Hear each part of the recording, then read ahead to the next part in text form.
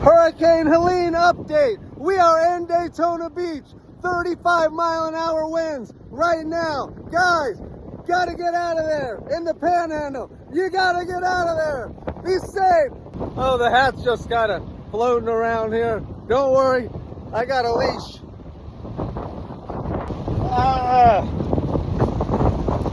I got a leash attached to my hat.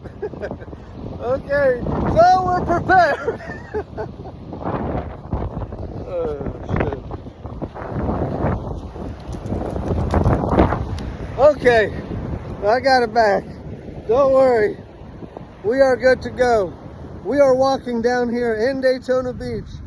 I'm getting blasted with sand in my eyes, and I wouldn't rather be anywhere else.